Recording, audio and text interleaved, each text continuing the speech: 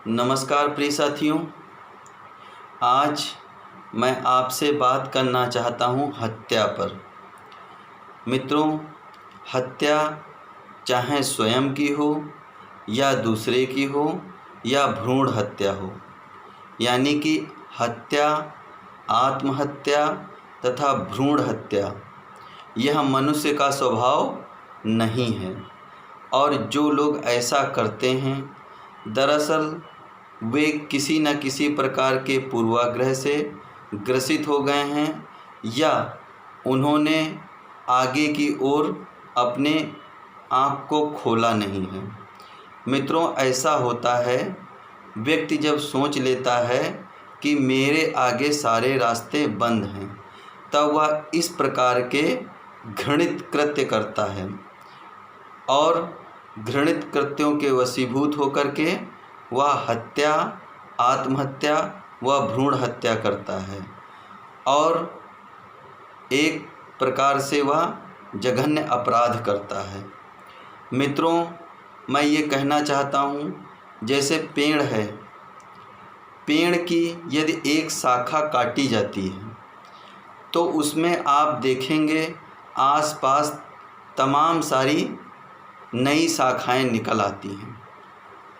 तो मित्रों, मैं ये कहना चाहता हूँ आपसे कि व्यक्ति दरअसल अपने आप में बहुत कुंठित हो जाता है और जब वह सोच लेता है इसके आगे के सारे रास्ते बंद हो गए हैं, तब वह ऐसा कार्य करता है।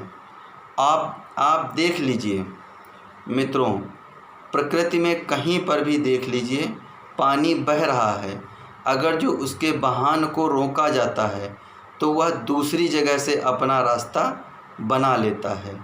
इस प्रकार से प्रकृति में प्रवाह की प्रक्रिया अनवरत रूप से चलती रहती है।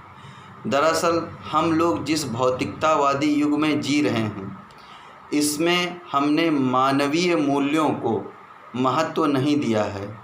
इसी के कारण मनुष्य ऐसे कृत्य करता चला जा रहा है।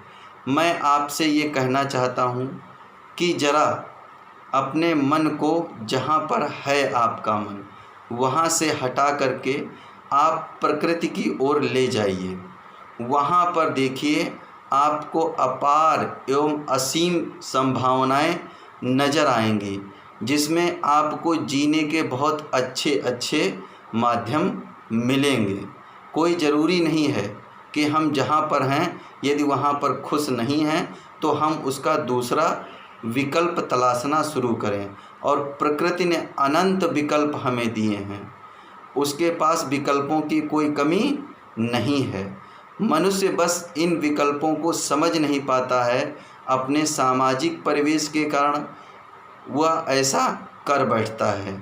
तो मेरा ये कहना है आप सभी से कि इस प्रकार के कृत्यों को करने से पहले आप एक बार प्रकृति के शरण में जाएं।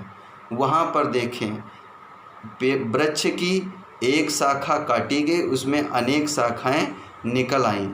जल के प्रवाह को एक स्थान पर रोका गया, उसने अनेक अपने प्रवाह के मार्ग बना लिए। तो हमें प्रकृति से सीखने की ज़रूरत है।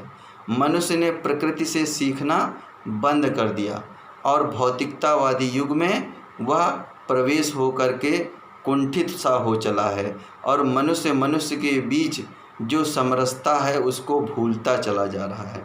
मनुष्य हत्याएं ईर्ष्या और द्वेष के कारण करता है या स्वयं को वो दूसरे पर हावी दिखाना चाहता है, ऐसा वह इस कारण करता है। तो ये एक मनुष्य के नहीं, ये सब पशुओं के लक्षण हैं। पशु देखिए किस प्रकार से लड़ते भिड़ते हैं।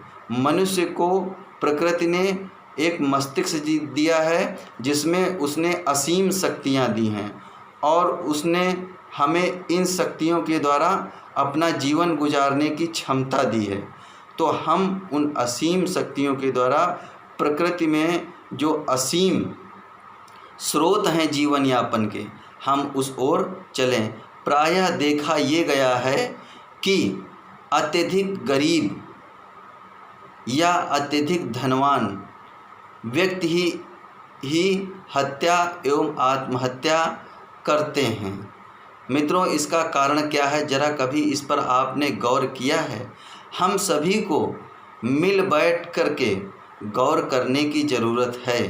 ये सब जो समस्याएं उत्पन्न हो रही हैं, इनके कारण को समझने की ज़रूरत है।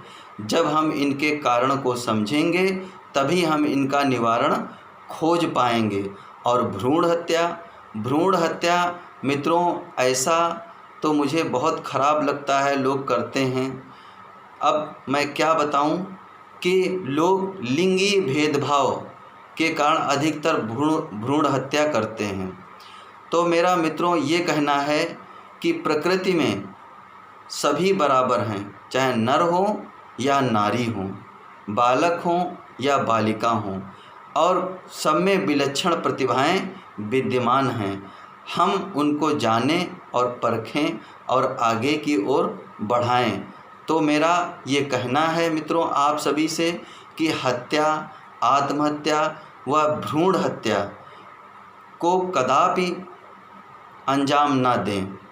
और यदि आप ऐसा करते हैं तो आप मनुष्य कहलाने के योग्य नहीं हैं।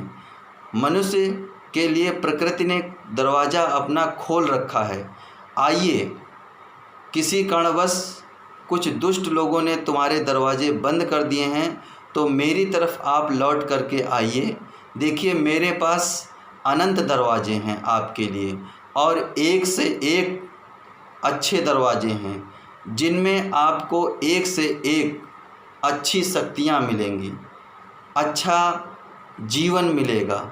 तो मेरा मित्रों आपसे कहना है कि इस प्रकार के कृत्य बिल्कुल ना करिए, और प्रकृति की शरण में जा कर के अनंत संभावनाओं के साथ में अपना जीवन यापन करिए। वहाँ विकल्पों की कोई कमी नहीं है, विकल्प ही विकल्प हैं। प्रकृति की शरण में सुख ही सुख है, किसी प्रकार का कोई तनाव नहीं, किसी प्रकार की कोई समस्या नहीं।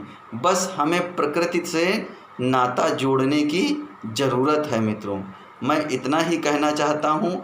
और जो सुलझे हुए व्यक्ति हैं वे स्वयं समझें और दूसरों को समझाएं, तथा जो हम लोगों के बीच में विसंगतियाँ, सामाजिक विसंगतियाँ पनप रही हैं, उन विसंगतियों को हम मिल बैठ करके दूर करें और आपस में चर्चा व परिचर्चा करें। मित्रों, मैं इतना ही आपसे कहना चाहता हूँ। आप सभी को बहुत बहुत धन्यवाद एवं साधुवाद। नमस्कार।